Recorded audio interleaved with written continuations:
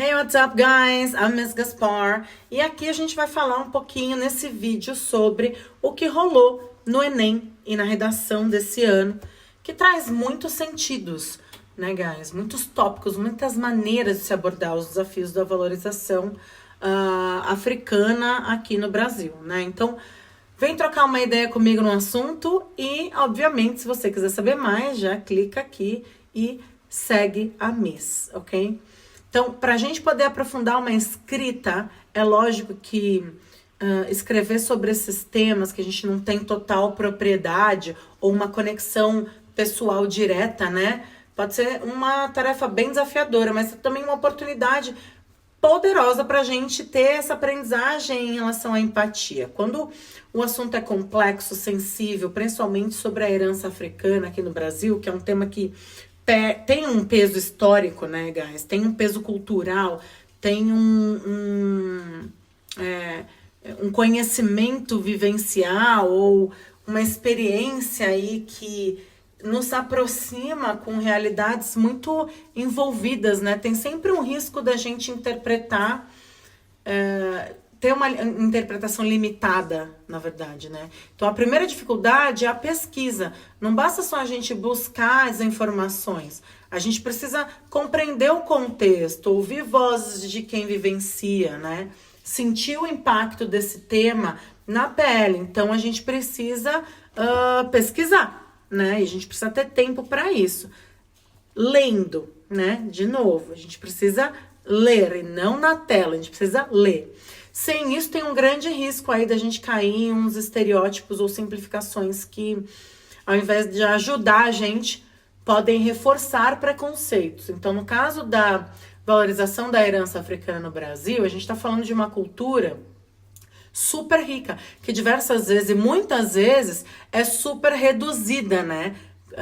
A música, a dança, a religião, sem considerar o histórico da resistência, da luta e das contribuições essenciais que tem essa herança, né? De todos nós.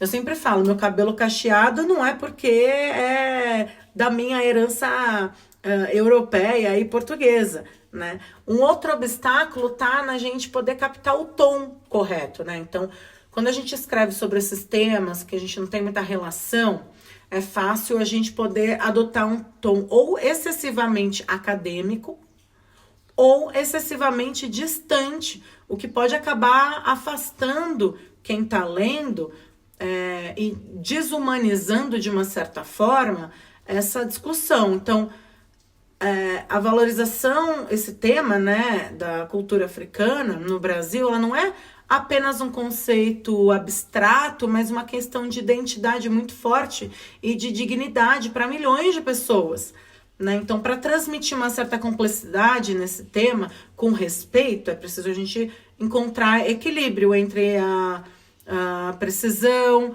a empatia. A gente precisa reconhecer essas nuances para evitar generalizações, né? Além disso, tem algo desafiador de criar conteúdo, né? Um conteúdo que seja respeitoso e consciente em relação a isso, principalmente não sendo você descendente de africanos, né? Ou sendo você um privilegiado. Eu acho que aí mesmo é que você precisa mergulhar de cabeça nessas leituras para você poder escrever sobre questões de raça, de herança cultural, para você ser sensível a esse tema, né? Esses temas, eles são essenciais para a gente poder reconhecer as nossas próprias limitações e muitas das vezes recorrer a especialistas, ativistas, pessoas que realmente falam e representam essa história aí nas redes sociais, por exemplo, para validar esse texto, né? Então, o respeito pela experiência dos outros e a humildade de aprender para sempre, né, gente? Isso não somente agora para os teens, né? A gente percebe que a gente tá além do nosso conhecimento, né?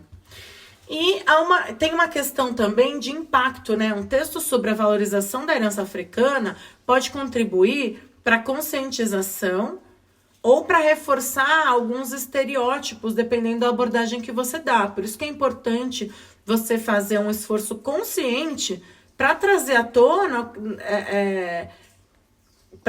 tona uma narrativa que seja útil e de fato verdadeira, né? Que reforce esse orgulho, essa dignidade, que seja capaz de oferecer uma visão autêntica e valorizadora dessa herança, né? Então, escrever sobre algo que é distante da nossa realidade não é fácil, mas também não é impossível. E vai exigir de você mais atenção, mais respeito, mais disposição para ouvir outras pessoas e para aprender também.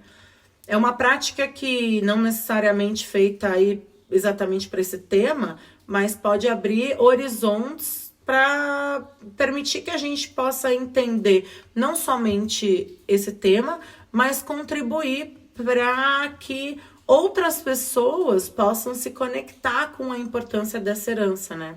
Que molda a identidade do país, né, gente? Então, vamos lá para as leituras, vamos lá para as preparações, vamos lá para usar as redes sociais de uma maneira com que a gente eleve a nossa consciência, não somente bilíngue, né?